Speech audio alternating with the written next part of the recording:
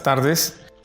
Nos encontramos con el director nacional de régimen penitenciario y la integrante de la Comisión Jurídica de la Asamblea Permanente de Derechos Humanos. Este es el segundo conversatorio que lleva adelante la agencia Noticias Fides. Y hoy vamos a tratar el tema de las celdas de castigo en los centros penitenciarios y también el tema de la rehabilitación. Bueno, la primera pregunta a realizar sobre el tema de las celdas de castigo es por qué consideran que no se erradican las celdas de castigo, ¿no?, en condiciones infrahumanas, como se ha visibilizado, ¿no?, en las últimas semanas. E inclusive el 6 de mayo, la misma Defensoría del Pueblo habló que se logró cerrar una celda de castigo en Cantumarca. Si bien las sanciones están consideradas en la ley 2298, pero dice que las condiciones no deben ser infrahumanas, o sea, no hay, digamos, una especificación, más bien se habla del respeto al derecho, ¿no?, al derecho humano y a las condiciones que no vulneren, ¿no?, estos principios, ¿no? Entonces comenzamos con Lisette. ¿Qué opina al respecto? Bueno, yo debo empezar diciendo que el objetivo de régimen penitenciario ya está dado en la misma Constitución Política del Estado, que es el tema de reinserción social en el artículo 74. Y esto va de mano con las reglas Mandela, que ha sido aprobada en el 2015, que indica que las personas privadas de libertad o que la privación de libertad a las personas tiene dos objetivos. El primero, evitar la delincuencia en la sociedad, y el segundo, reinsertar a la persona en la sociedad. Las celdas de castigo no son una forma adecuada, o más bien no deberían ser tomadas para castigar a una persona privada de libertad y en este caso torturarlas o hacinarlas, ¿no? Lamentablemente existen celdas de castigo muy pequeñas en los centros penitenciarios. Nosotros hemos constatado las que existen en Chonchocoro y también las que existían en Palmasola, según la Asamblea de Derechos Humanos Santa Cruz. Entonces, estas no deberían haber sido funcionales. Yo recuerdo que la de Chonchocoro no entraba ni un colchón. Una ocasión que nosotros fuimos con Pastoral Penitenciaria y nos han dicho, sí, lamentablemente se trae aquí a privados de libertad de otros departamentos que han reincidido o que son castigados. Entonces nosotros dijimos, pero es muy pequeño, no entra ni un colchón, ¿cómo duermen? Nos dijeron, no, tenemos que dormir doblados en su tiempo, nos dijeron los privados de libertad. Entonces en ese tiempo se tomó los ajustes, ¿no? El director dijo, no, esto ya no va a ser una celda, es algo momentáneo porque nos han movido, estaba en construcción un pabellón para policías, entonces esto ya va a ser otra cosa, nos dijeron en el 2016, ¿no? Actualmente yo conozco específicamente La Grulla, es muy frío, no entra el sol, ahí fueron llevados detenidos como Jerry Fernández, que no ingresó directamente a población o a posta, sino para evitar que tuviera contacto, que los demás privados de libertad fueran contra su integridad. Estuvo en La Grulla alrededor de 6 meses, ¿no? Entonces él nos contaba, nos decía, yo no entiendo, decía, no, en alguna ocasión decía, yo debo convivir aquí con personas que han cometido delitos infragantes o que están mal mentalmente, ¿no? Entonces es muy grave porque no existe una adecuada redistribución de esto, ¿no? Y además que la 2298 también indica que si bien la autoridad del régimen penitenciario tiene la potestad de poner una pena y esta debe ser comunicada al privado de libertad de forma verbal o escrita y bien fundamentada cuando éste comete un delito, también debe ponerlo a disposición del Ministerio Público porque no puede ser juez y ejecutor de una pena, ¿no? Entonces las celdas de castigo deben ser objeto de una revisión muy adecuada y sobre todo deben respetar las reglas básicas que son dignidad, trato humano, que son estándares que ha aceptado el Estado y que están dentro de la misma Constitución. Director, yo lo escuché noviembre del año pasado, justamente con este motivo de la sesión, creo, 72 de la CAT, que dijo que se había instruido el cierre, ¿no?, de los botes, ¿no?, de estas celdas de castigo, las loreras, ¿no? ¿Cómo está el avance en ese sentido, por favor? ¿Cómo está avanzando esa situación? Si bien creo que es importante manifestar lo que decía la compañera respecto a la Constitución Política del Estado, una Constitución ya en vigencia desde 2009, respecto a que toda persona sometida, dice, a cualquier forma de privación de libertad será tratada con el debido respeto a la dignidad humana. Creo que ese es un precepto constitucional, más allá de la Ley 2298, que ya data de más de 20 años, pero creo que la Constitución ya nos da una orientación a nosotros que estamos fungiendo como autoridades. Y bien lo decías, ya hay un trabajo que se está realizando respecto a cambiar el sentido, ya no un sentido de castigo, porque la ley no reconoce castigo, reconoce como sanciones.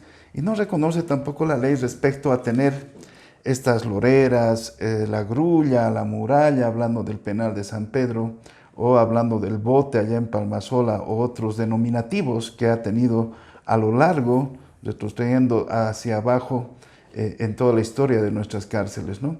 Lo que sí se reconoce y establece es también tener áreas de contención. Al interior de los centros hay problemas, como las tenemos acá afuera. Es una sociedad donde muchas veces puede haber peleas y demás cosas, riñas y peleas. Al interior de los centros aún más. Creo que la ley en su sabiduría establece las sanciones disciplinarias internas respecto a agresiones que puedan sufrir los privados de libertad, entre privados de libertad, o agresiones o torturas que puedan sufrir los privados de libertad, e incluso por nuestro personal, no solo civil, tal vez también policial, como hemos visto ya en la práctica con casos emblemáticos. En este entendido, la ley establece sanciones leves, ¿no? Establece sanciones también un poco más rigurosas, término medio, y también establece la ley sanciones graves, ¿no? Entonces, en ese sentido, hay la separación del privado de libertad y lo que establece hasta 60 días. Muchas veces sobrepasamos esos plazos, ¿no? Lo que no está escrito en la ley. Y eso es justamente lo que estamos regularizando ahora. Bien lo decías, el CAT y es sobre todo el SPT, el Subcomité contra la Violencia y Tortura, ha establecido y ha hecho observaciones al Estado boliviano respecto a que no deberían existir estos espacios y menos espacios al interior de los mismos centros penitenciarios donde los privados de libertad asumen sanciones con sus mismos compañeros. Al que roba al interior del centro, al que golpea o al que hace algún acto, los mismos privados de libertad en tiempo pasado sancionaban a sus compañeros. La ley da la facultad a una sola persona ahí, que es el director, como máxima autoridad, el director del centro, para establecer en base a los elementos un tipo de sanción, y también la ley dice esa sanción será apelada por el privado de libertad. Y ahí están establecidos los tipos de sanciones que deberían haber en estas áreas de contención. Hemos ido eliminando bastantes espacios infrahumanos que existían en los centros penitenciarios. Estamos todavía en ese trabajo. La infraestructura no nos acompaña, lastimosamente. Creo que hay una deuda histórica también con el tema penitenciario, decíamos, y como autocrítica y gobierno también lo admitimos, pero es importante también mencionar de que ya se están tomando acciones, ya se están cambiando estos denominativos por estas áreas de contención, pero no solamente cambiarle el nombre, sobre todo cambiarle el sentido, porque la observación era clara: tener personas sin baño, sin servicios básicos, encerrados ahí, sin sol, como mencionaba en algunos espacios, le dan una condición todavía muy deplorable a la convivencia humana. En ese sentido, creo que estamos readecuando todos los espacios, cambiándolos, dándoles otro sentido, hasta incluso ampliando los espacios para que tengan ese horario de sol, mientras van cumpliendo la sanción que establece la ley, ¿no?, en privación en estos espacios. Entonces, ya hay bastantes cambios. En Santa Cruz, que había uno de los lugares más observados, estamos ya con las áreas de contención nuevas, ¿no?, que hemos ido ampliando para que no haya hacinamiento en todos los centros penitenciarios de Bolivia. Y eso le da un sentido peor todavía, porque cuanto más gente hay, más sancionados muchas veces hay y los espacios no nos alcanzan para esto, entonces hemos tenido que ampliar, no solamente para que tengan el espacio necesario, sino también para que las condiciones de reflexión, porque yo le llamo un poco más allá del espacio de el área de contención, tiene que ser un espacio de reflexión, donde el privado de libertad sea acompañado también. Me pueden decir es utópico, no es utópico. Hemos instruido a nuestros equipos multidisciplinarios que acompañen esta sanción que se está cumpliendo del privado de libertad para reflexionar un poco, porque a veces los encerrábamos, cumplían incluso más del tiempo que se estipulaba en la sanción y después los sacaban y nadie les decía por qué has cometido el error, la falta, si había una reflexión, el por qué está él ahí, ¿no ve? A causa de qué. Entonces creo que ese sentido estamos haciendo lo posible por cambiar. Creo que ahí también es valerosa las instituciones que nos apoyan. Mencionamos a la pastoral penitenciaria, una pastoral de la que también este servidor viene de hace muchos años atrás, ¿no? En el trabajo siempre de las cárceles, y justamente ahora nos toca asumir el cargo, pero cambiar también lo que en algún momento hemos criticado, de darle condiciones. La Constitución ya nos da una orientación. En ese sentido, la Administración Penitenciaria está haciendo los esfuerzos necesarios por cambiarle el sentido del no castigo, sino del área de contención, pero sobre todo de la reflexión del privado de libertad. ¿Cuáles son, ahora con esta otra pregunta, ¿no? ¿Qué es lo que falta, digamos, para lograr este cambio, ¿no? Porque, digamos, el tema de estas celdas, si bien hay algunos avances, como mencionan, no es nuevo, ¿no? Es de siempre, ¿no? Que siempre es muy recurrente. Hay momentos que no se sabe mucho del tema, pero luego salen, ¿no? Salen a flote. ¿Qué es lo que se requiere en términos, no sé, humanos, infraestructura, para que esta situación pueda cambiar? Y el paso, con el propósito que ya tiene el régimen penitenciario, ¿en qué tiempo esto podría mejorar y podría estar en una situación óptima? Director, por favor. Sí, creo que pasa por temas estructurales. Tenemos un sistema muy criticado que es la justicia. Hemos doblado la población privada de libertad de 7.000 hace unos 14 años, 8.000 privados de libertad a 20.000 y llegando ya a los 21.000 privados de libertad ahora.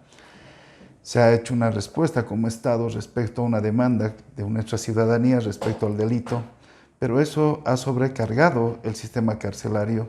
La discrecionalidad de la detención preventiva, otro de los factores que hace que no se vaya a aplicar como corresponde, y eso también creo que es un tema que deberíamos trabajar juntamente con la reforma judicial, ¿no? El ver de que los jueces, si tienen que liberar a una persona, no se sientan agraviados por los vecinos, por la opinión pública, por instituciones como nuestra policía boliviana, porque hemos escuchado muchas veces decir nosotros los agarramos y ellos los sueltan, entonces se sataniza al órgano judicial. Los meten en privación de libertad y bueno, cuando no son las condiciones, igual hay un reclamo de las instituciones que tutelan los derechos de los privados de libertad respecto a que se hubiera incumplido. Lastimosamente para nuestra sociedad, digo lastimosamente porque sinónimo de justicia es que se manda a la cárcel a cualquier persona. Uno va a las calles, va viendo frente a los juzgados, está en la turba de vecinos, lo mandan a la cárcel y se van, no felices, pero tienen un alivio porque lo han mandado preso. Entonces, eso también deberíamos cambiar. Son personas que por primera vez han cometido un delito, un robo, etc. La ley es clara respecto a las medidas cautelares que deben tener y defenderse tal vez en libertad.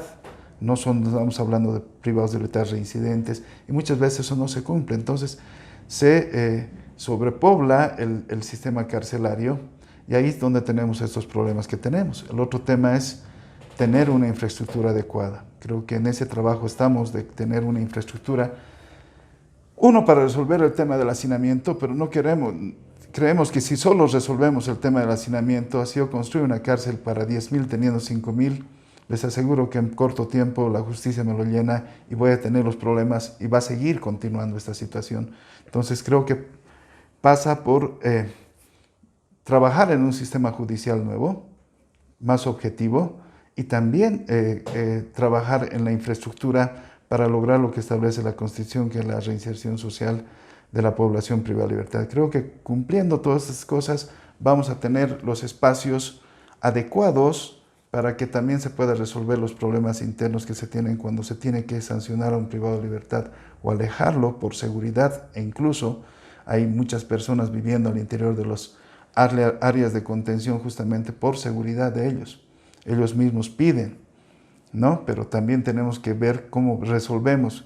Y la infraestructura es una debilidad que hemos tenido siempre, y creo que infraestructura, una inversión que se haga y la sociedad sienta también que esa inversión no es solamente porque se va a invertir en delincuentes o en la delincuencia, sino que sienta que si hay una inversión al interior de los centros, es por su bien. Esa persona, en la medida que en los muros vaya a rehabilitarse, reinsertarse de manera diferente, teniendo los espacios laborales, educativos suficientes y para la reflexión, seguramente no va a salir a violar, a matar nuevamente. Entonces, creemos que nos falta ver todavía como sociedad el sentido de las cárceles y transformar sobre todo eso. Y un tema que siempre decíamos, y en la autocrítica, ¿cómo queremos, y yo siempre les digo a mis compañeros, cómo queremos enseñarles a los privados de libertad a respetar los derechos de los demás cuando nosotros no les respetamos los suyos? Muchas gracias. Sí, Lizeth, ¿qué criterios tienes al respecto? ¿Qué mecanismos se deberían seguir para erradicar estos lugares, ¿no?, de castigo infrahumanos? Estoy de acuerdo con lo que ha dicho el director, y de hecho es algo que se ha venido trabajando ya desde el 2015. Yo tengo entendido que, por ejemplo, la Cruz Roja ayudó en el cierre de ciertos espacios y también ayudó en el mejoramiento de infraestructura. En el tema de Palmasola se trabajó en el tema de la readecuación de ciertos espacios, también electricidad, en el tema de Chonchocoro también, pero yo creo que hay que agregar algo ahí, que es el tema de un poco ver este equipo multidisciplinario, ¿no? En el 2016 la Comisión Interamericana emitió un informe de cárceles de Bolivia, ¿no?, y en el cual dijo se tiene aproximadamente 2.000 personas trabajando a nivel nacional en régimen penitenciario para 20.000 personas, ¿no? Entonces es muy poco, ¿no? Existe muy poca presencia policial en los centros penitenciarios. Es básicamente lo que decía el director, o sea, si un reo roba a otro reo, son los reos los que toman la justicia muchas veces, ¿no? Entonces, obviamente hay que trabajar también un poco en mecanismos de concientizar, visibilizar, ver cómo los policías y todo el equipo multidisciplinario trate de manera humana a los privados de libertad, porque como lo hemos repetido, la misma Constitución manda que el único derecho que pierde esa persona es la movilidad, no pierde el derecho a la dignidad, al respeto, a que se garanticen sus derechos, ¿no? Lo que decía también el director del régimen penitenciario es muy cierto, o sea, el tema de la detención preventiva es terrible. Yo recuerdo que hasta el 2017 se trabajaba en mesas de diálogo con el Tribunal de Justicia, también con régimen penitenciario, y había incluso una pelea, ¿no?, porque el Tribunal de Justicia tenía un dato de cuántos detenidos y régimen penitenciario decía, mentira, nosotros tenemos más detenidos, aquí tenemos, ¿no? Y esto se da, por ejemplo, en cifras que nosotros tenemos, que nos han proporcionado las autoridades hasta el 2018, que es terrible. Les doy solamente en el caso de Palmasola, 3.322 preventivos y 2.243 personas privadas con sentencia. Entonces es terrible, o sea, siempre ha sido 80-20 la diferencia, y eso hace que la población sea exageradamente grande, porque la misma ley dice debería ser un privado de libertad por celda, pero es imposible. Hay privados de libertad que hay 10, 15 privados de libertad. Existió un tiempo que en la cárcel de Obrajes incluso dormían hasta 20 privadas de libertad en una celda. Entonces esto conlleva a que también existan grescas, a que también exista una población que está descontenta y que existan problemas muy fuertes. Y claro, el equipo multidisciplinario tiene que tratar con todo esto, problemas de salud, problemas sociales. Todo esto manda, y también se tiene que trabajar con ellos, no solamente con ellos, ¿no? Las personas que trabajan con privados de libertad deben recibir capacitaciones, pero también deben entender que son al final personas con las que están tratando. Sí, la problemática, ¿no? Los temas en régimen penitenciario son muy complejos, ¿no? Y muchas veces requiere también de mayor inversión. Pero revisando el presupuesto de régimen penitenciario, por ejemplo, para esta gestión hay una reducción en 1 millón de bolivianos, más o menos, ¿no? El año pasado era 7 millones, de acuerdo al presupuesto general que está inscrito en el Ministerio de Economía, y para este año es 6, ¿no? Y claro, los problemas siempre son mayores y sobrepasan y requieren más intervención tal vez de personas, de personal, ¿no? Que trate justamente o que interactúe con los privados de libertad. En ese sentido, director, ¿no habría como un contrasentido en esto? Mayor preocupación, mayores problemas, pero menor inversión o menor presupuesto en régimen. Yo sé que se apoyan, ¿no? En organizaciones, en ONGs, que es muy importante esa labor, que van cubriendo de alguna manera esos vacíos que hay, ¿no? Pero, ¿cómo se explicaría esto, director? ¿Por qué hay una reducción y cómo se podría, de todas maneras, afrontar, ¿no? Estos problemas con menos presupuesto? Me parece que todos los ministerios, toda la administración pública ha sufrido ciertas bajas. Creo que nuestro país todavía sigue levantando vuelo a la cabeza de nuestro hermano presidente Luis Arce en el tema económico, y creo que todos tenemos que ponerle también el hombro al país en ese sentido, más allá de lo que es la administración penitenciaria. Pero creo que la normativa nueva que ha ido saliendo, el 2001, la ley 2298, una ley garantista de los derechos de los privados de libertad, la Constitución; el 2013, la ley 264, en la modificación del 2015, la ley 836, el artículo 38, Decreto Supremo 1854 del 2013, donde se establece también que los gobiernos subnacionales tienen que coparticipar en el tema de la alimentación, los servicios básicos y también la infraestructura penitenciaria, ¿no? Como ejemplo pongo, bajo este marco normativo, hemos tenido un nuevo centro penitenciario en Uyuni, en Villazón, construidas cada uno más o menos una inversión de 7 millones de bolivianos, construidas con los recursos de la gobernación de Potosí. Igual hemos tenido una ampliación en el departamento de Tarija, en Morros Blancos, una inversión casi similar, cerca de los 8 millones, igual un nuevo bloque construido por la gobernación de Tarija. Y así le puedo ir mencionando varias cosas que han hecho, pero también el Ministerio de Gobierno en este último tiempo, más allá del presupuesto que me mencionaba, hemos tenido la capacidad de construir un nuevo centro penitenciario en Serprón, que se llama, y bien data de muchos años, pero hemos tenido la capacidad de ampliar. ¿Esto por qué? Porque si conocen la carceleta de Montero, allá en la ciudad de Montero, los privados de libertad hacían hasta turnos para dormir. Cuando llueve, directamente no duermen, por el espacio y en la carceleta donde funciona el comando regional ahí mismo de Montero. Entonces, se ha puesto prioridad en estos centros penitenciarios. Tenemos un nuevo centro penitenciario que ha sido entregado hace un mes y medio más o menos, por el hermano ministro de Gobierno, donde se ha trasladado, se ha deshacinado prácticamente esta carceleta y se le ha dado condiciones, como establece la Constitución. Se han comprado catreras, colchones, sábanas para los privados de libertad. No decirle, vení al lugar, aquí está tu espacio, construite tu celda, como ha pasado en años pasados. Y ahí también tenemos los famosos problemas, ¿no?, del penal de San Pedro, donde los privados de libertad tienen un cierto sentido de pertenencia, ausencia de Estado de décadas pasadas, ¿no? Entonces, el nuevo sentido que le estamos dando es justamente buscar este tipo de inversión. En los próximos días, espero, máximo un par de semanas, estaremos inaugurando con el hermano ministro también un nuevo centro penitenciario en Riberalta, un centro provincial, con una capacidad para 300 privados de libertad, pues que tenemos menos de 200.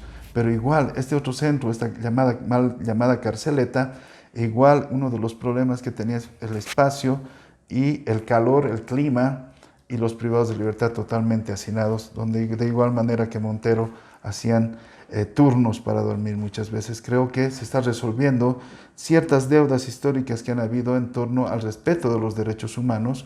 Entonces, ya hay una coparticipación, tanto del Estado central como de los gobiernos subnacionales, para resolver estos temas. E igual en el equipamiento tecnológico estamos trabajando ahora con las gobernaciones justamente para que nuestra policía boliviana, a la que a veces criticamos, pero es la institución que muchas veces nos coadyuva para resolver los temas dentro de los centros penitenciarios, los que encuentran alcohol, los que encuentran droga. Si decimos paradójicamente, también hemos encontrado efectivos policiales y efectivos funcionarios serviles también a meter estos productos que son negativos al interior del centro y prohibidos sobre todo, pero hemos sido siempre autocríticos. Creo que la verdad siempre va a ayudar a resolver los problemas objetivamente. En este sentido, creo que los presupuestos, las gobernaciones, el gobierno central están convergiendo para lograr ciertos resultados que les estoy diciendo son tangibles, ¿no?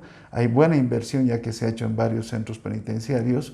Estamos hablando de los dos, de Montero y Riberalta, que ha sido el 100% del gobierno central, del Ministerio de Gobierno, que no se ha sacado del presupuesto de gastos corrientes que generalmente tenemos. Estoy seguro que ya lo ha anunciado también nuestro hermano ministro de Gobierno el día del privado de libertad de la gestión pasada, 24 de septiembre, de que hay una decisión también asumida por nuestro gobierno de nuevamente encauzar lo que son los complejos penitenciarios, que están también el de La Paz con una norma nacional, la ley 494, una ley de carácter nacional donde dice que el penal de San Pedro tiene que pasar al Ministerio de Economía y Finanzas y el Ministerio de Economía y Finanzas tiene que dar para la construcción de un nuevo centro penitenciario. Esa ley es del 2014, si no me equivoco. Exacto.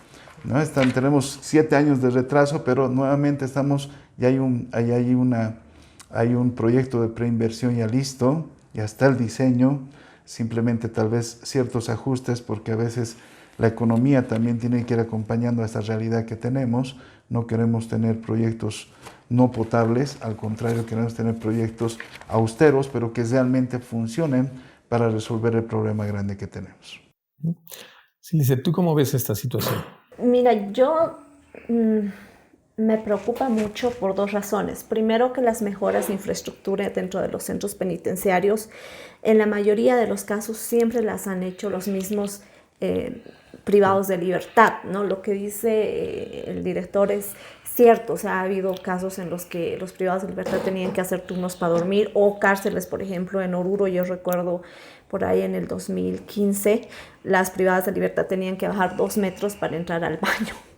Entonces era terrible la situación, y cuando nosotros fuimos dijimos, pero ¿qué pasa acá? ¿No? Y ellos dicen que no hay dinero, no hay presupuesto. Las mismas DAPs desde entonces decían, no, es que el presupuesto ya está porque ni ítems tenemos para médico, mucho menos vamos a tener para mejorar esto. Entonces se logró ciertas mejoras, pero lo que yo le iba justo a preguntar eso, ¿qué hay del proyecto de cárcel? Evidentemente existe 7 años de demora, y hasta el 2018 ya se tenía programado que al 2020 se debería haber entregado un nuevo centro penitenciario para La Paz, ¿no? Que debería acoger a todo lo que es San Pedro, ¿no? A todos los privados de libertad de San Pedro. Entonces, una reducción a presupuesto no solo conlleva el tema de infraestructura, también conlleva el tema de ítems. Si bien hay nuevas cárceles, hay que ver cómo está conformado ese equipo multidisciplinario. ¿Se está pagando bien? ¿Reciben esto? Porque yo sé que también las personas que trabajan en recintos penitenciarios lejos, que no están en la ciudad, también la pasan mal. Los policías tienen muchas veces una cocina pequeña, no tienen ni calefacción, en lugares como Chonchocoro, que es en invierno las temperaturas son muy bajas, los trabajadores y los privados de libertad la pasan muy mal. Entonces hay que ver las condiciones, y reducción a presupuesto pues conlleva a que se siga vulnerando derechos de personas privadas de libertad y de los que trabajan también con ellos, ¿no? Entonces es complicada la situación. Gracias. Ahora pasando al tema de rehabilitación, que creo que es una gran deuda, ¿no?, que existe con las personas que llegan a las cárceles, porque no se ha visto hasta el momento una capacidad del Estado, ¿no? Para cumplir con esta obligación que tiene. Aunque en el último año, en los últimos par de años, hay un impulso un poco fuerte que he visto ahora último con los lineamientos generales y el protocolo, ¿no? Que se ha aprobado justamente para el tema del régimen penitenciario, donde se está viendo mucho el post-penitenciario, ¿no? Que ha comenzado desde el año pasado, creo, con mayor fuerza. Y que hay convenios incluso con instituciones, ¿no? Instituciones no gubernamentales que están apoyando, haciendo el seguimiento incluso, ¿no? Dentro de la cárcel y fuera, ¿no? Pero todo esto se desarrolla dentro de un ambiente, digamos, muy adverso, ¿no? Con el consumo de drogas y alcohol en las cárceles, ¿no? Que lamentablemente esto persiste y existe, ¿no? Entonces, ¿es posible rehabilitar en medio de droga y alcohol, director? A ver, la constitución política del Estado, ya pasando del 73 al 74, y lo que decía la compañera, dice, es responsabilidad del Estado, dice, la reinserción social de las personas privadas de libertad, velar por su respeto, etcétera, ¿no? Pero ya la Constitución nos da una responsabilidad al Estado. A veces se piensa que solamente debe ser la dirección de régimen, ahora hay los gobiernos subnacionales, cuando Estado somos todos, prácticamente, y lo que yo decía como eslogan, alguien decía, la seguridad ciudadana es tarea de todos, ¿no? Yo el otro día les decía, el tema de la reinserción social es también tarea de todos, porque la Constitución ya nos da una corresponsabilidad para que atendamos esta situación. Yo recuerdo al compañero Juan Carlos Pinto, que era coordinador de la REPAC, la representación para la Asamblea Constituyente, ¿no? En esos años donde hemos podido ir a debatir justamente para sacar estos artículos, ¿no? Decíamos, ¿cómo hacemos para que el Estado asuma, ¿no? Porque a veces encierras como sociedad tu problema dentro de la cárcel, dentro de los muros y te olvidas. Y eso es lo que generalmente hacemos. Justicia, ya está preso, nos olvidamos del problema. Y no ayudamos y coadyuvamos a resolver el problema. Entonces creo que este gran avance que se ha tenido en este artículo ya nos coadyuva un poco para ir viendo de que todos podamos participar de la reinserción social. Y creo que eso ha sido importante porque ya tenemos al interior de los centros los CEAS que tenemos hace más de 30 años en algunos casos, ¿no? Que es donde salen los privados de libertad bachilleres. Tenemos centros también técnicos superiores, institutos técnicos superiores. Estoy hablando del Estado mismo, estos pertenecen al Ministerio de Educación. También hablar de, en algunos casos, como Palmasola, San Pedro, la universidad. La NUR, hace 13 hay una presencia de 13 años, más de 27 profesionales abogados que ha sacado, ¿no? La UMS aquí en algún momento, que teníamos con la carrera de Derecho, ahora estamos con Sociología, con 5 privados de libertad que van a salir, licenciados en Sociología. Lo que teníamos hasta hace unos 5 o 6 años atrás, teníamos casi subcentros. ¿Qué quiere decir subcentro de los CEAS? Quiere decir una filial pequeña para atender a los privados de libertad. Hoy se ha volteado estas cifras, tenemos centros ya con directores, profesores, no solamente para el área humanística, sino también para el área técnica, o sea, profesores de carpintería, cerrajería, profesores pagados por el Estado. Entonces, la inclusión del Ministerio de Educación en el tema de la administración penitenciaria ha sido importante, ¿no? Y es importante, ¿no? Lastimosamente, la noticia que sale a la luz muchas veces, la noticia que estigmatiza, la noticia que sataniza el sistema penitenciario, no muestra estas cosas que tenemos. Yo le quería decir de que tenemos, de los 20,000 privados de libertad que le habíamos dado, 5,500 son que están en distintas áreas educativas. Áreas técnicas, bachillerato, posalfabetización, educación superior y educación no formal. 10,340 privados de libertad de los registros que tenemos están en talleres o áreas productivas a nivel nacional, registrados con su trabajo. Yo siempre decía, la gran mayoría de la población privada de libertad quiere cambiar, quiere y exige a sus autoridades espacios de educación, de trabajo. Es una minoría al interior de los centros que están metidos en los grupos de poder, lo que tú establecías, que se dedican al alcohol, la droga, comercialización, extorsión al interior de los centros, y no solamente al interior de los centros, sino para afuera también, ¿no? Y hemos mostrado en este último tiempo también, como administración penitenciaria, de las realidades que tenemos con estos privados de libertad. Yo siempre les decía, cuando tengo graduaciones, yo invito a los medios de comunicación, no vienen. Pero cuando pasa una muerte, una gresca, una situación, los medios de comunicación nos buscan por todo lado para dar las explicaciones que las siempre damos, porque estamos de cara a la opinión pública, al pueblo, con el trabajo que vamos realizando. Ahí va lo que decía Ricardo Arjona, porque para que una noticia sea buena tiene que ser mala, ¿no? Y la noticia no escapa esto a los muros, porque la noticia mala es la noticia buena para la gente y no la noticia buena que queremos mostrar también, ¿no? Yo entonces, desde el año pasado he abierto los centros penitenciarios a la opinión pública para mostrar lo bueno, lo malo, lo feo. No queremos tapar y esconder lo que pasa al interior de los centros y los esfuerzos que estamos haciendo para desbaratar estos grupos irregulares.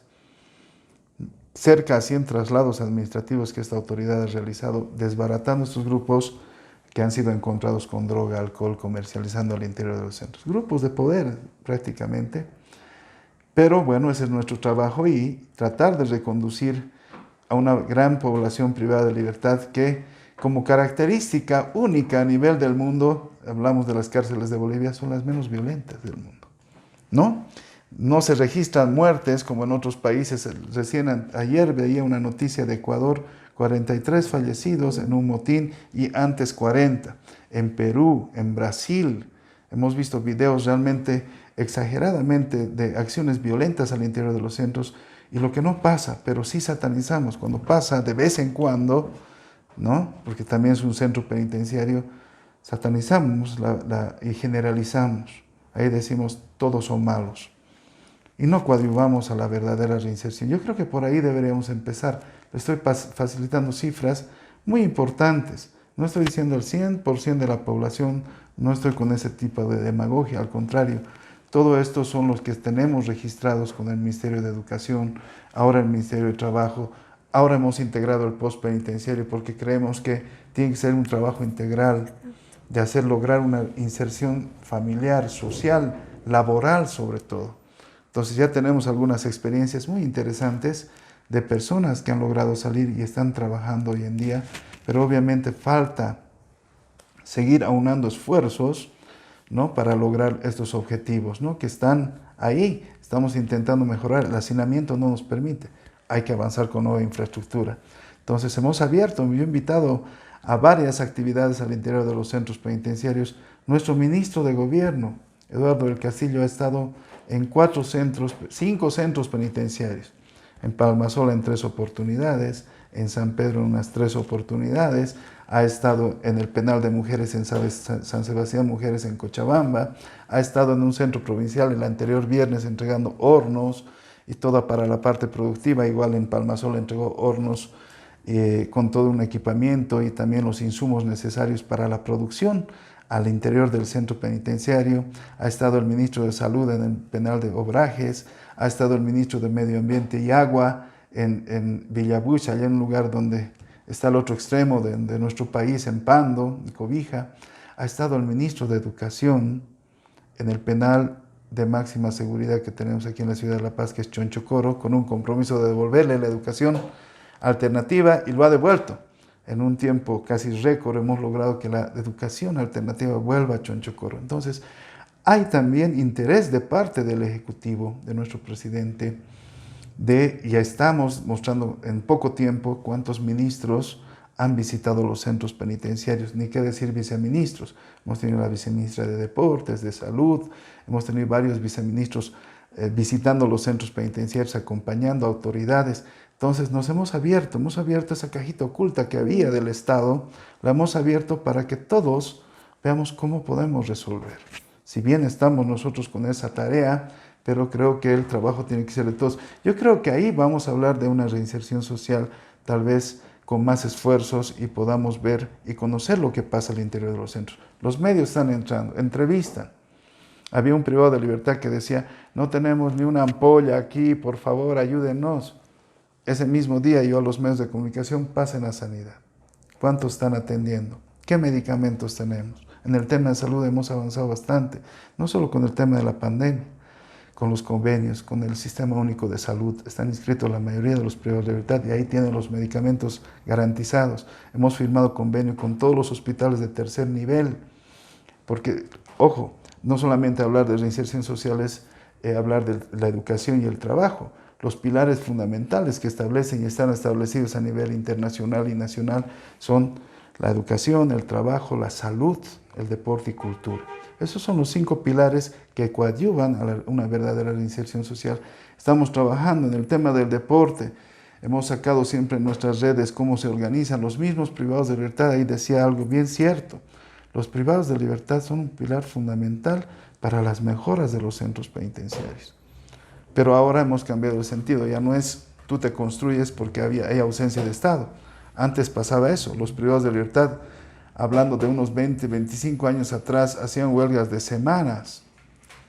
Hasta 30 días han llegado, 27 días, 30 días, pidiendo infraestructura, porque no llegaban y no tenían dónde ir. San Pedro era totalmente abandonado. Las autoridades que les decían, no hay, podemos construirnos, construyanse. Y claro, han invertido y al salir querían venderlo. Y ese es el sentido de pertenencia y de ahí data.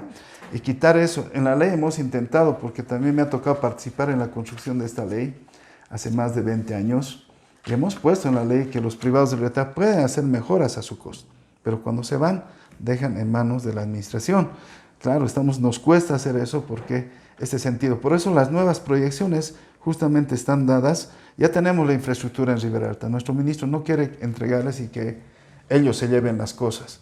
Lo que quiere entregar mínimamente con una catrera, un colchón, donde él pueda llegar y se sientan protegidos por su Estado. Entonces, se están trabajando varias cosas. Es un trabajo arduo. Yo siento que a veces no terminamos de hacer las cosas, pero creo que se están sumando muchas instituciones para coadyuvar a este gran tema.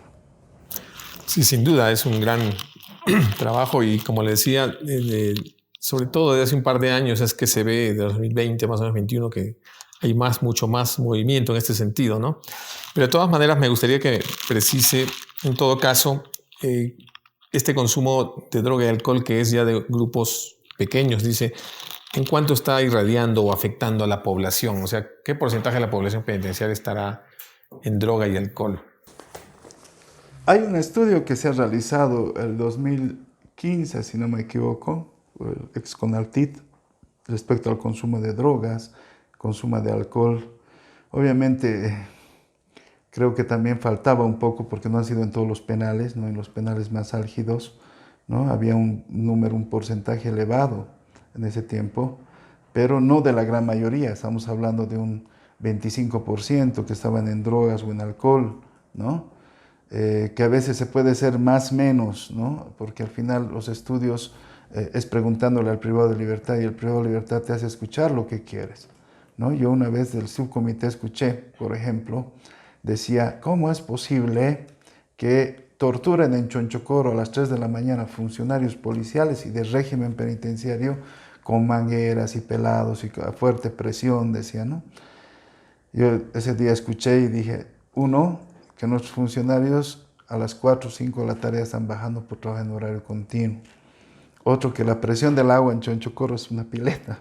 Tenemos un pozo y una de las cosas que nos falta es agua en Chonchocoro, ¿no? O sea, no puede hacer eso, pero también en los años que llevo trabajando en esto, sé que cuando un privado de libertad va y te dice, yo soy de derechos humanos, te vas a escuchar muchas veces lo que quieres. Entonces, ahí nosotros, cuando me dice un privado de libertad, no tengo atención en salud, nunca quiere atenderme el médico, ese momento el médico viene con su historial clínico, las veces con su firma del privado de libertad, cuántas veces le ha medicado. Entonces, hay situaciones que a veces se encuentran así. Entonces, yo pienso de que deberíamos ser siempre en los estudios que se vayan a hacer, ser objetivos. Pero sí, es difícil luchar contra o lograr una verdadera reinserción social mientras hayan estos grupos, droga y alcohol. Y decíamos, ¿por qué en Bolivia? Y satanizamos siempre lo nuestro. Estados Unidos, Europa, otros centros penitenciarios que he podido conocer, donde estaban civiles, ¿no? Porque siempre dicen, no, la policía, ¿por qué no son civiles? En Colombia son civiles, en Perú. Yo he entrado a sus centros penitenciarios, igualito hay celulares, igualito hay droga, igualito hay alcohol. Entonces pasa por algo más, ¿no? Entonces, claro, satanizamos Bolivia, decimos Bolivia porque, ya les digo, ¿no? La noticia que siempre sale muchas veces es la negativa y generalizamos a una gran población que quiere cambiar. Hay familias detrás de eso, hay privados de libertad que todos los días, hablando de San Pedro, todos los sábados sacan sus productos en toda la cuadra ahí para mostrar sus productos. Y si uno entra a San Pedro, pues yo les he invitado varias veces, entra, ve encima los techos trabajando, en el patio, donde se pueden dar una oportunidad de trabajar, lo están haciendo, en sus celdas, sentaditos. Es increíble, como que también hay lo otro, ¿no ve? O sea, no vamos a tapar el sol con un dedo, tenemos cosas muy favorables de una gran mayoría y esa gran minoría que muchas veces también tiene cosas. Lizeth, ¿cómo ves tú? ¿Están dadas las condiciones para la rehabilitación? ¿Hasta qué punto? Mira, yo te voy a hablar de lo que yo he visto y lo que yo tengo entendido. El tema de rehabilitación, el único centro penitenciario que lo ha tratado de forma directa es un poco Calauma, ¿no? Que tiene 3 pabellones, ¿no? Cuando uno ingresa tiene un periodo de ver cómo se comporta. Si este joven es conflictivo, entonces pasa a un pabellón mucho más estricto, ¿no? Mucho más atrás para evitar que se escape o pueda pasar. Y ven que este joven puede, ¿no? Y tiene una conducta más o menos estable, no es problemático, pues se queda en el medio, tiene mayor privilegio, ¿no? Es muy complicado la reinserción social si es que no tienes las condiciones. En el caso específico, yo recuerdo muy bien el estudio que hace mención el director, porque las internas de Miraflor, de Obrajes, decían, Miraflor, Obrajes ha salido 0 en alcohol y drogas, nosotros no tenemos, ¿no? Y ellas mismas se quejaban y no se seguirán con esa queja. Decían, miren, a nosotros no nos dan programas, parecemos arañas, o sea, lo único que hacemos es tejer y tejer y tejer. Pero bueno, tampoco era tan cierto porque tenían otros programas, lavandería, costura, panadería, etcétera, etcétera, ¿no? Tengo entendido que en el 18 se implementó construcción, si es que no me equivoco, ¿no? Que se les ha empezado a ya dar capacitaciones, ¿no? Y a raíz de eso, por ejemplo, también existen programas como La Pastoral y Proyecto Mongo, que tiene casas de acogida en la ciudad del Alto, que cuando salen las internas, y evidentemente han pasado muchos años, toda su familia se desintegra, no tienen dónde salir, pasan muchas cosas con la interna, entonces las acogen en esas casas y tienen algunos convenios con empresas que les dan trabajo, ¿no? Pero estas tienen que haber sido capacitadas antes, ¿no? A mí me alegra muchísimo que se hubieran logrado convenios con las universidades, era algo que nosotros estábamos como asamblea detrás de eso y en coordinación con régimen penitenciario y con un poco el Ministerio de Gobierno, porque había personas que evidentemente querían estudiar, porque lo más alto que se daba era justamente esto, salían bachiller y luego ahí se quedaban, ese era el tope, hasta hace algunos años, ¿no? Entonces sí, se daba para que puedan salir licenciados. Yo tengo muy presente y respeto mucho a las personas privadas de libertad, porque cuando tú hablas con ellas te pueden repetir el código penal, el código de familia, el código de procedimiento penal, mejor que uno. No, ellos son muy capaces y te dicen, no, es que a mí me está violentando. Y no es que nos digan lo que nosotros queremos escuchar, sino que ellos leen la norma y dicen, pero es que a mí me han hecho esto y aquí dice que deberían haberme hecho esto, ¿no? Entonces ya no es como ya no es una interpelación de un interno hacia una autoridad, sino es de persona a persona, porque ellos van adquiriendo esa conciencia. Y es por eso que el tema de educación fue algo que nosotros como asamblea venimos luchando, ¿no? El tema de reinserción no solamente va por programas técnicos, es algo que también nosotros siempre les hemos dicho, ¿no? En la cárcel de San Pedro, que está aquí cerquita, si tú ves, la mayoría de los internos trabajan en estuco, ¿no? Trabajan en estuco, en comida, y etcétera, etcétera. Pero debe y tiene derecho a otras cosas. Ahora también hay privados de libertad que evidentemente se tiran a la flojera y te dan, ¿no? Alguna vez a mí me tocó atender 3 o 4 casos y yo le digo, ¿y en qué programa te has inscrito? Ah, no, yo en ninguno, me dice, porque yo voy a salir en 3 meses. Le digo, no. Y ese es un derecho y un deber que tú lo puedes adquirir. Tú ingresas y tú en tu ficha social tienes que decir, mira, yo quiero entrar a biblioteca, a algo, y tienes que llenar eso, ¿no? Y él decía, ah, ya, ¿de verdad? ¿Me van a ayudar? Claro, digo, porque si no sales en 3 o 6, en 3 meses, en 6 meses tú puedes pedir esa evaluación. Entonces es bien importante el tema de la capacitación, porque como lo he dicho, o sea, el tiempo que la persona está privada de libertad debe ser aprovechado. No solamente para que esté ahí sirviendo o limpiando los baños, o por ejemplo cuando ingresas a los recintos penitenciarios te ponen el chaleco hasta que pagues y tienes que atender, ¿no? Tienes que atender y tienes que dar eso, ¿no? Yo recuerdo muy bien que vino un interno que llegó del interior y la familia vino llorando, es que nosotros no podemos conseguir esa suma y si no va a seguir de mandadero, de limpiador del baño, ¿y qué vamos a hacer? Entonces yo fui a hablar y le dije, ¿qué pasa aquí? De hecho, no, es que no hay espacio. Entonces ellos han dicho, no, y él fue el que me dijo, ya, no, tienes que entrar a una capacitación primero, le dijimos, ¿no? No, es que yo salgo en 3 meses, ¿no? Yo salgo en 3 meses, no, si también quieres que nosotros reclamemos por tus derechos, también tienes que ser consciente que debes ser partícipe, debes participar de los deberes que tú tienes, ¿no? Y un deber es también capacitarte, reinsertarte en lo que tú quieres, no tirarte al vaguerío, como le dijo en ese tiempo Amparo, me acuerdo bien, le riñó así directo, le dijo, no, al vaguerío no, le dijo. Sí, entonces lo que dice a mí me alegra muchísimo las cifras que tiene el director porque muestran mejoras, me alegra también que ahora haya más presencia de Estado porque hasta hace algunos años los ministros no iban a los centros penitenciarios. Yo lo digo con toda franqueza porque nosotros estábamos ahí presentes cotidianamente, semanalmente, por lo menos 1 o 2 veces, y ellos decían, no, ¿qué van a venir aquí?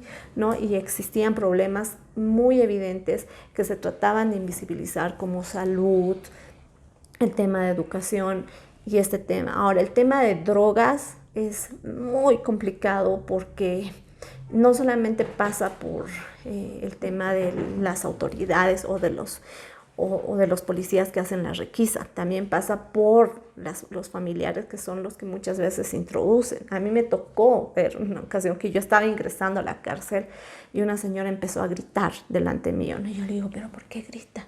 No, ¿cómo vas a hacer? ¿Cómo vas a hacer? Yo le digo, y me acerqué y le dije, ¿pero cuál es el problema? Y estaba introduciendo droga en las toallitas desechables de mujeres, ¿no? Entonces ahí la misma femenina le dice, no, es que tú ya estás fichada, le dice, ¿no? Entonces la otra le dijo, no, y yo le dije, pero a ver, tampoco la maltraten, le dije, ¿no? Y tú cálmate, le dije, ¿no? Si estás cometiendo un error, estás cometiendo, o sea, pasa por todas partes y tiene que haber un control efectivo, ¿no? Tiene que haber un control efectivo. La reinserción social también pasa justamente por cuidar, porque hay personas que ingresan sanas y lamentablemente las vuelven adictas porque el alcohol, por ejemplo, es mucho más caro que la cocaína en los centros penitenciarios. 1 litro de alcohol te llega a costar 45, 1 gramo de cocaína te llega a costar, creo, 15, 20 bolivianos. Entonces, estas realidades son cosas que están muy latentes y que si no se controlan, porque es deber del Estado, pues no vamos a hablar de una reinserción efectiva. Ahora respecto, director, a los avances que han habido, como usted ya los ha citado, con los datos, ¿no?, con los que cuenta, ¿cómo ha ido mejorando esto de la tasa de reincidencia, ¿no? Me gustaría saber cuánto estamos ahora con estas políticas que se han asumido, cuánto está la tasa de reincidencia y quiénes son los que más incurren, ¿no? ¿Qué tipo de delitos se están repitiendo? Uno de los pendientes que tenemos dentro de lo que es el fortalecimiento institucional justamente ha sido la falta de estadísticas, de datos. Y hoy hemos trabajado ya con nuestro ministro de Gobierno en un sistema informático que nos dé la información correcta de cada privado de libertad desde el momento que ingresa, y también tener estos reportes estadísticos de cuántas personas reinciden al interior de los centros y cuántas personas reingresan, ¿no? La diferencia, sobre todo en la reincidencia, es que vuelva por el mismo delito y con sentencia ejecutoria, de eso dice la normativa, pero hay otros que reingresan, ¿no? Entraron por asistencia familiar, por decir, y vuelven por robo agravado, 1008, entonces hay una diversidad. Entonces ahí hemos perdido prácticamente la información de los privados de libertad, por la carga que se tiene, por la falta muchas veces de los recursos humanos, porque las energías están centradas sobre todo en la atención biopsicosocial que se tiene que dar y asimismo obviamente es deficiente, hay que reconocerlo, pero creo que ese sistema informático, el cual ya lo estamos retroalimentando en el marco de la ley 1173, va a permitirnos tener la información al día, por género, por edades, por delitos, etcétera, etcétera, toda la información de cada prioridad, cuántos estudian, cuántos trabajan, de qué profesiones, de qué están estudiando, etcétera, etcétera, ¿no? Entonces, creo que eso es lo que necesitamos nosotros para tomar decisiones y poder trabajar también con el órgano judicial. Por ejemplo, hemos estado en las jornadas de descongestionamiento judicial y muchas veces estas jornadas, si bien liberan personas y todo, no tiene el éxito que debería tener por falta de información. Hemos tenido privados de libertad sobrepasando sus plazos procesales, pero sobre todo sobrepasando el tope de la sentencia. El tope era 8 años y estaban 13 años. Imagínense, a este nivel de vulneración de derechos hemos llegado como Estado. No quiero decir que el régimen penitenciario o culpar solamente al órgano judicial. Creo que la falta de información a todas las instancias, que somos los que estamos dentro de los operadores y tenemos también la ejecución de las penas, nos falta información. Entonces creo que este trabajo que lo estamos haciendo va a resolver ese gran problema y nos va a ayudar a tomar mejores decisiones, porque también vamos a tener el tema de la estadística de cuántas personas son adictos o entran o se han hecho al interior de los centros y cómo estamos intentando resolver. Algo que no les había manifestado es que estamos ahora con un programa de drogodependencia. En Palmasola ya hemos implementado el PC3B, 300 privados de libertad que van a estar ya con un programa, están ayudándonos otras instituciones. Aquí en La Paz, en Calauma, tenemos donde estaban las mujeres, que eran 5, hoy están en Obrajes. Los varones separados totalmente de la población de jóvenes, tenemos un espacio grande que al igual estamos trabajando, que vamos a llevar a todas las personas, a manera de asesinar San Pedro, a todos aquellos privados de libertad que tienen problemas con drogas, vamos a entrar a rehabilitarlos. Tú me decías, ¿qué hacemos? Más control, más cámaras, más policías. Estados Unidos, que tiene toda la tecnología en sus cárceles.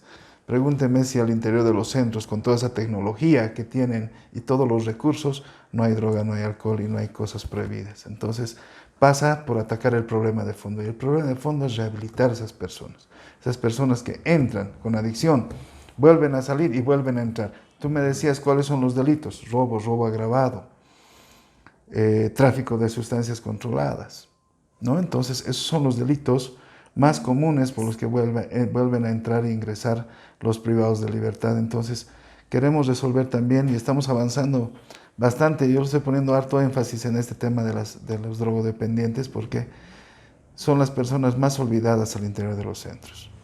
Son los invisibles, pero que los vemos, pero que no hacemos nada muchas veces. Entonces, el Estado tiene esa responsabilidad de hacer algo por ellos y estamos trabajando en ello.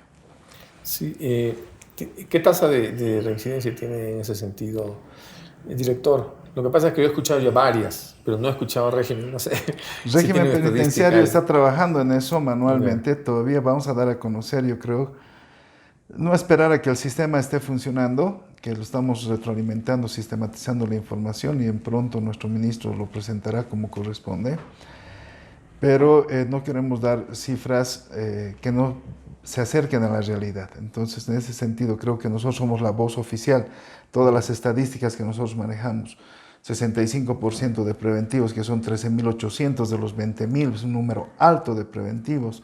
Y todas las otras estadísticas que generamos y las compartimos muchas veces con las instituciones son información seria, oficial que tenemos. En este sentido, yo no me animaría a dar algo extraoficial sin tener todavía los resultados que estamos trabajando.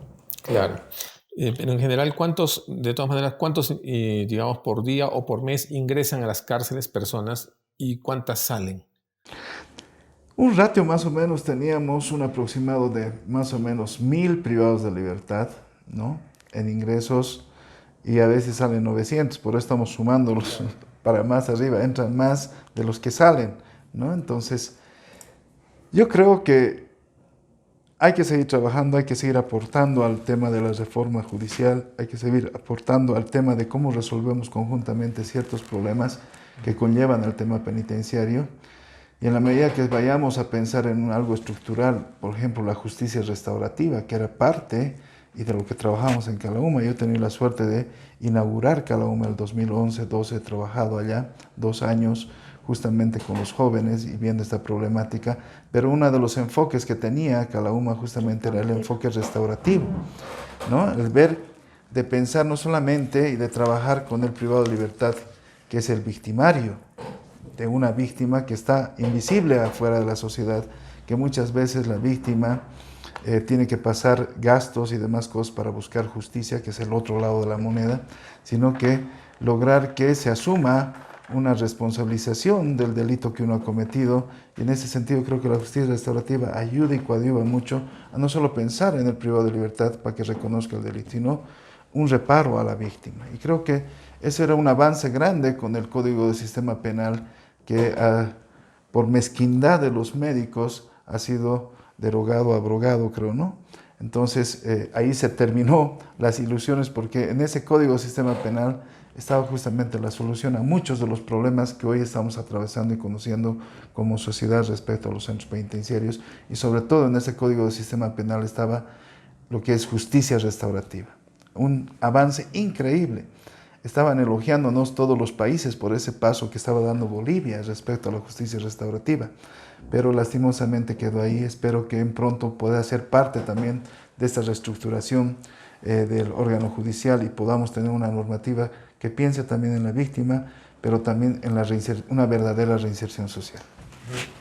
Director, ¿este ratio es anual o mensual? ¿Ingresan 1000, salen 900? Anual, ¿no? Sí. Muy bien, muchas gracias.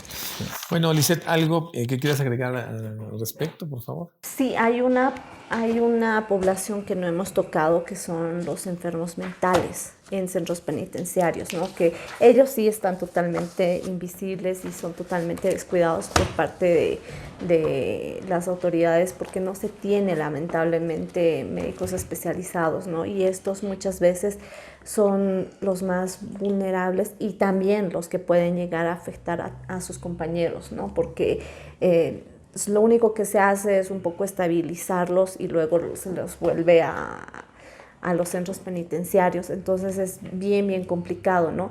Sobre el tema de justicia restaurativa, yo pienso que no va solamente con el tema de leyes, porque ya tenemos normas, ¿no?, que hablan sobre el tema de cómo debe proceder la justicia, sino es el tema de la voluntad de las autoridades que tienen que tomar conciencia. Lo que decía aquí el director es bien serio, porque el tema de descongestionamiento y el tema de levantamiento de datos es algo que se va trabajando durante años, que los mismos internos dicen, no, nosotros les presentamos la lista mañana mismo tenemos aquí incluso, ¿no? Y alguna vez se habló incluso de darles, de hacer pruebas para saber realmente si los internos consumían o no consumían drogas, ¿no?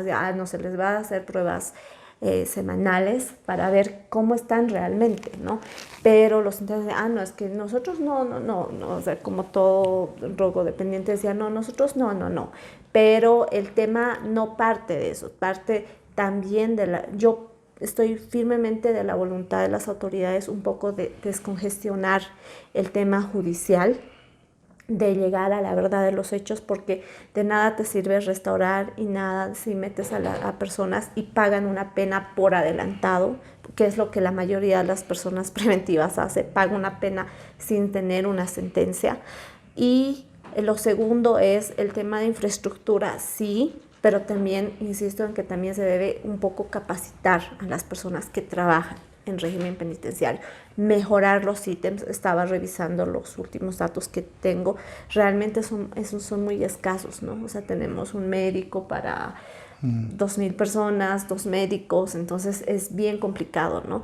Entonces hay que ver eso, 1 o 2 trabajadoras sociales que tienen que estar detrás de todo esto y hay que mejorar esas condiciones, hay que ver eso. El tema también de reinserción parte por trabajar con todos. Muchas gracias, Lisette. Bueno, y quiero agradecer a hoy día, ¿no?, nuestros invitados, el director nacional de régimen penitenciario, Juan Carlos Limpias, y a Lisette Mamani, ¿no? Limachi, integrante de la Comisión Jurídica de la Asamblea Permanente de Derechos Humanos de La Paz, y agradecerles por su participación en este segundo conversatorio del año, ¿no?, de la Agencia de Noticias Fides.